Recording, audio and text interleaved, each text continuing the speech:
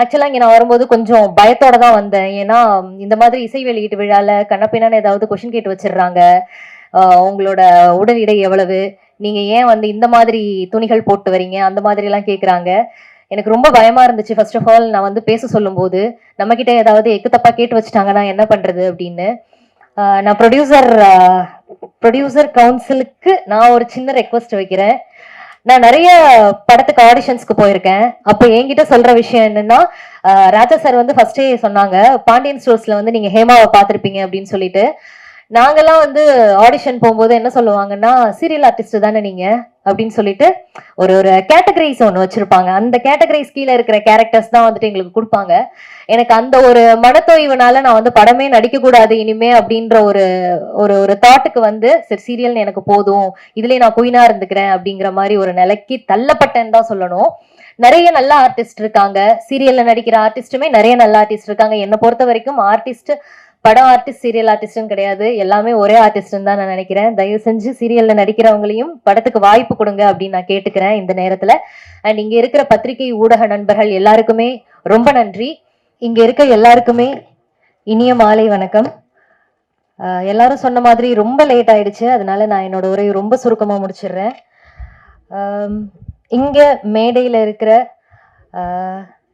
Lok Sabha MP புரட்சி தமிழர் நம்மளோட தொல் திருமாவளவன் சார் அவர்கள், நான் ரொம்ப பார்த்து வியந்திருக்கேன் அவங்களோட பேச்செல்லாம். நான் வந்து நியூஸ் டிபார்ட்மெண்ட்ல இருக்கும்போது இவங்களை பத்தி நிறைய நியூஸ் படிச்சிருக்கேன்.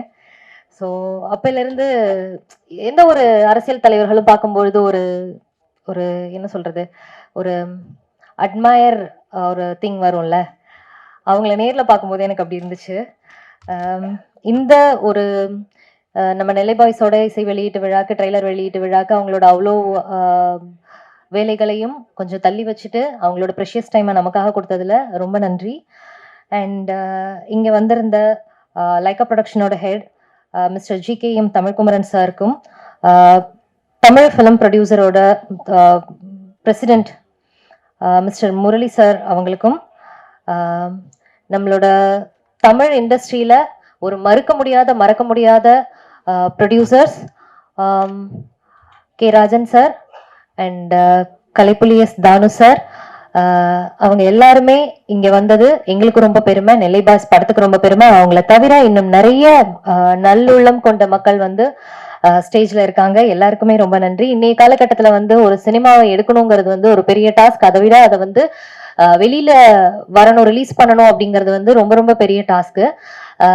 எல்லாரும் சொன்ன மாதிரி தான் இந்த நெல்லை பாய்ஸ் வந்து பெரிய போராட்டத்துக்கு அப்புறம் இன்னைய காலகட்டத்தில் என்னென்னலாம் டெக்னாலஜிஸ் இருக்கோ அந்த டெக்னாலஜிஸோட ரிலீஸ் பண்ண இருக்காங்க. உங்களை மாதிரியே நானும் ரொம்ப ஆர்வமா பார்க்கறதுக்கு வெயிட் பண்ணிட்டு இருக்கேன். இந்த 2 சாங்ஸ் பார்க்கும்போதே எனக்கு செமையா இருந்துச்சு. சூப்பரா வந்திருக்கு படம் அப்படிங்கிற ஒரு ஒரு எண்ணம். இவ்வளோ போராட்டத்தை தாண்டி இந்த படத்தை வெற்றிகரமா வெளியில கொண்டு வந்து மக்கள் கிட்ட கொண்டு போய் சேர்க்கிற எங்களோட ப்ரொடியூசர் ராஜா சாருக்கு நான் ரொம்ப பெரிய நன்றி தெரிவிச்சுக்கிறேன்.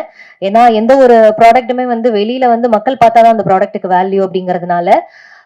அதுக்கப்புறம் எங்களெல்லாம் ரொம்ப அழகா இயக்குன எங்களோட இயக்குனர், ரொம்ப நன்றி கமல்ஜி. அதுக்கப்புறம் என்னோட ஒர்க் பண்ண கோ ஆர்டிஸ்ட், என்னோட க்ரூ எல்லாருக்குமே ரொம்ப நன்றி. ரொம்ப அழகா வந்து மியூசிக் போட்டிருக்காங்க மியூசிக் டைரக்டர் அண்ட் நம்மளோட லிரிசிஸ்ட் அவங்களுக்குமே, மதன்குமார் அவங்களுக்குமே ரொம்ப பெரிய நன்றி. எந்த ஒரு டைரக்டருமே வந்துட்டு ஒரு கதை ஒரு கான்செப்ட் எடுத்துட்டு போகும்போது அந்த கதையை வந்துட்டு ஒரு காம்ப்ரமைசேஷன் இல்லாம அவங்க எடுத்துட்டு போன கதையை அப்படியே வெளியில விடுறாங்க அப்படிங்கும்போது தான் அந்த டைரக்டருக்கு வெற்றின்னு நான் நினைக்கிறேன். அதை வந்து கமல்ஜி பண்ணியிருக்காங்க அப்படின்னு நான் யோசிக்கிறேன். ஸோ கமல் சார், உங்களுக்கு இன்னும் இன்னும் இன்னும் நீங்க நிறைய படங்கள் பண்ணணும், நிறைய புது முகங்களை வச்சு பண்ணணும். இன்னொரு ஒரு சின்ன ரெக்வெஸ்ட், நான் ப்ரொடியூசர் கவுன்சிலுக்கு நான் ஒரு சின்ன ரெக்வெஸ்ட் வைக்கிறேன். நான் நிறைய படத்துக்கு ஆடிஷன்ஸ்க்கு போயிருக்கேன். அப்ப என்கிட்ட சொல்ற விஷயம் என்னன்னா, ராஜா சார் வந்து ஃபர்ஸ்டே சொன்னாங்க, பாண்டியன் ஸ்டோர்ஸ்ல வந்து நீங்க ஹேமாவை பார்த்திருப்பீங்க அப்படின்னு சொல்லிட்டு. நாங்கெல்லாம் வந்து ஆடிஷன் போகும்போது என்ன சொல்லுவாங்கன்னா, சீரியல் ஆர்டிஸ்ட் தானே நீங்க அப்படின்னு சொல்லிட்டு ஒரு ஒரு கேட்டகரிஸ் ஒன்று வச்சிருப்பாங்க. அந்த கேட்டகரிஸ் கீழே இருக்கிற கேரக்டர்ஸ் தான் வந்துட்டு எங்களுக்கு கொடுப்பாங்க. எனக்கு அந்த ஒரு மனத்தோய்வுனால நான் வந்து படமே நடிக்க கூடாது இனிமே அப்படின்ற ஒரு ஒரு ஒரு தாட்டுக்கு வந்து சரி சீரியல் எனக்கு போதும், இதுலயே நான் குயினா இருந்துக்கிறேன் அப்படிங்கிற மாதிரி ஒரு நிலைக்கு தள்ளப்பட்டேன்னு தான் சொல்லணும். நிறைய நல்ல ஆர்டிஸ்ட் இருக்காங்க, சீரியல்ல நடிக்கிற ஆர்டிஸ்டுமே நிறைய நல்ல ஆர்டிஸ்ட் இருக்காங்க. என்னை பொறுத்த வரைக்கும் ஆர்டிஸ்ட் படம் ஆர்டிஸ்ட் சீரியல் ஆர்டிஸ்ட்னு கிடையாது, எல்லாமே ஒரே ஆர்டிஸ்ட்னு தான் நான் நினைக்கிறேன். தயவு செஞ்சு சீரியல்ல நடிக்கிறவங்களையும் படத்துக்கு வாய்ப்பு கொடுங்க அப்படின்னு நான் கேட்டுக்கிறேன் இந்த நேரத்துல. அண்ட் இங்க இருக்கிற பத்திரிகை ஊடக நண்பர்கள் எல்லாருக்குமே ரொம்ப நன்றி. ஆக்சுவலா இங்க நான் வரும்போது கொஞ்சம் பயத்தோட தான் வந்தேன். ஏன்னா இந்த மாதிரி இசை வெளியீட்டு விழால கண்ணப்பின்னான்னு ஏதாவது கொஸ்டின் கேட்டு வச்சிடுறாங்க. உங்களோட உடல் எடை எவ்வளவு, நீங்க ஏன் வந்து இந்த மாதிரி துணிகள் போட்டு வரீங்க, அந்த மாதிரி எல்லாம் கேக்குறாங்க. எனக்கு ரொம்ப பயமா இருந்துச்சு. ஃபர்ஸ்ட் ஆஃப் ஆல் நான் வந்து பேச சொல்லும் போது நம்ம கிட்ட ஏதாவது எக்கு தப்பா கேட்டு வச்சுட்டாங்கன்னா என்ன பண்றது அப்படின்னு. ஏன்னா இந்த ஊடக நண்பர்கள், பத்திரிகை நண்பர்கள் எல்லாருமே, நாங்க எல்லாருமே வந்துட்டு நம்ம எல்லாருமே ஒன்னோட ஒண்ணு தொடர்புல இருக்கோம் அப்படின்னு தான் நான் சொல்லுவேன். நீங்க இல்லாம நாங்க இல்ல, நாங்க இல்லாம நீங்க இல்ல, எல்லாருமே டிபெண்டன்ட்ல தான் இருக்கோம். ஸோ பட சம்பந்தமா என்ன கேள்வி வேணாலும் கேளுங்க, நாங்க எல்லாருமே பதில் சொல்றதுக்கு ரெடியா இருக்கோம். உங்களை கஷ்டப்படுத்துற மாதிரி நான் ஏதாவது பேசியிருந்தேன்னா ரொம்ப சாரி. ஏன்னா நானும் அந்த இடத்துல இருந்து தான் வந்திருக்கேன். நானும் நிறைய P2C எடுத்திருக்கேன், நானும் நிறைய செய்திகள் வாசிச்சிருக்கேன். அப்படிங்கும்போது எனக்கு அந்த மாதிரி விஷயங்கள்லாம் கேட்கும்போது ரொம்ப கஷ்டமா இருக்கு. ஸோ இந்த நெல்லை பாய்ஸ் படத்துக்கு உங்களால முடிஞ்ச சப்போர்ட்டை கொடுங்க. ஏன்னா ஆட்டோகிராஃப் படத்தோட ரீரிலீஸ்ல வந்து சேரன் சார் சொல்லியிருந்தாங்க, அவங்களோட படம் வந்து ஃபர்ஸ்ட் 3 நாள் வந்து பெருசா எதுவும் ரீச் ஆகல, விகடன்ல வந்து எழுதினாங்க, அது எழுதினதுக்கு அப்புறம் ஹவுஸ்ஃபுல்லா இருந்துச்சு அப்படின்னு சொல்லிட்டு. ஸோ பத்திரிகையாளர்கள், ஊடக நண்பர்கள் தான் வந்து எங்களோட பெரிய பலமே. சப்போர்ட் பண்ணுங்க, நெல்லை பாய்ஸ்க்கு வெற்றி அடைய வைங்க. சார் பேசினதுக்கு அப்புறம் நாங்கெல்லாம் பேசுறது அவ்வளோ சிறப்பா இருக்குமான்னு எனக்கு தெரியல. ஏன்னா சாரோட ஸ்பீச் அவ்வளோ வெறித்தனமா இருந்துச்சு. எனக்கு இன்னொரு விஷயம் நான் சொல்லணும். இந்த ஒரே ஸ்டேஜ்ல வந்து சிறுத்தையும் புலியையும் ஒன்னா உட்கார வச்சிருந்தோம். எனக்கு ரொம்ப சந்தோஷமா இருந்துச்சு. கொஞ்சம் அரசியலுமே வந்துட்டு எனக்கு ஒரு பிடிச்ச களம் தான். ஏன்னா நம்ம நியூஸ் டிபார்ட்மெண்ட்ல இருந்ததுனால அரசியல் செய்திகள் நிறைய வாசிச்சு அந்த அரசியல் களத்துல சார் பேசும்போது அப்படியே யோசிச்சுட்டு உட்கார்ந்துருக்கேன், என்னென்னலாம் இருக்கு, எப்படி அழகா சம்மந்தப்படுத்தி கோர்வையில பேசுறாங்க அப்படின்னு சொல்லிட்டு. ரொம்ப நன்றி சார். அண்ட் இவ்வளோ நேரம் தாமதமாயுமே பேச ஆரம்பிச்சோன்னே இவ்வளோ என்னோட பேச்சுக்கு கொஞ்சம் மதிப்பு கொடுத்து இவ்வளோ அழகா பொறுமையா உட்காந்து கேட்ட எல்லாருக்குமே ரொம்ப நன்றி. இந்த வாய்ப்பளித்த எல்லாருக்குமே ரொம்ப நன்றி. நான் பேசுனதுல ஏதாவது தவறு இருந்தா தயவு செஞ்சு என்ன மன்னிச்சிருங்க. நன்றி. மேடையில வந்திருக்கும் அனைத்து பெரியவர்களுக்கும், பத்திரிகையாளர்களுக்கும், இங்கு வருகை தந்திருக்கும் அனைவருக்கும் என்னுடைய பணிவான வணக்கம். ஒயிட் ஸ்கிரீன் ப்ரொடக்ஷன் ராஜா சாரோட தயாரிப்புல, கமல் சாரோட டைரக்ஷன்ல இன்னைக்கு இசை வெளியீட்டு விழால நம்ம எல்லாரும் இங்க இருக்கோம். என்னோட ஒரே ஒரு ரெக்வஸ்ட், எல்லாருமே அதை சொன்னதுதான், சின்ன நிறைய இன்டர்வியூஸ்லயுமே சொல்றது என்னன்னா, சின்ன பட்ஜெட் மூவிஸ் நிறைய இருக்கு, அதுவும் ரொம்ப நல்ல ஒரு கதைக்களத்துல தான் இருக்கு.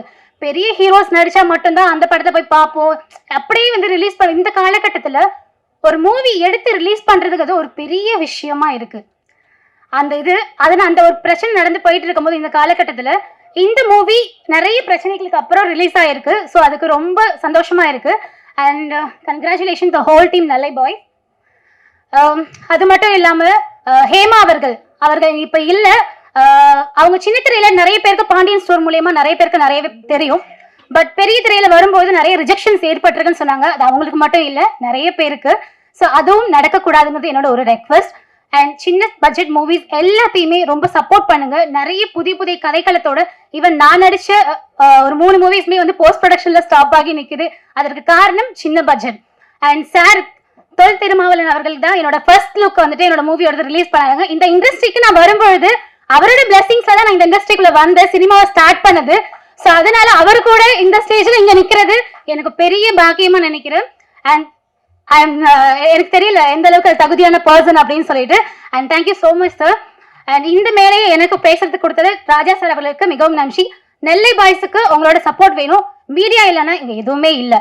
நல்லதோ கெட்டதோ எதுவா இருந்தாலுமே, பாசிட்டிவா இருந்தாலும் நெகட்டிவா இருந்தாலும், ஒரு ஆர்டிஸ்டுக்கும் ப்ரொடியூசரா இருக்கட்டும், டைரக்டரா இருக்கட்டும், எல்லாருக்குமே மீடியா மட்டும்தான் சப்போர்ட். ஸோ நீங்க இந்த படத்துக்கு கண்டிப்பா சப்போர்ட் பண்ணி இந்த நெல்லை பாய்ஸை வெற்றி பெற நீங்க தான் கூட உறுதுணையா இருக்கணும். நன்றி, வணக்கம், தேங்க்யூ.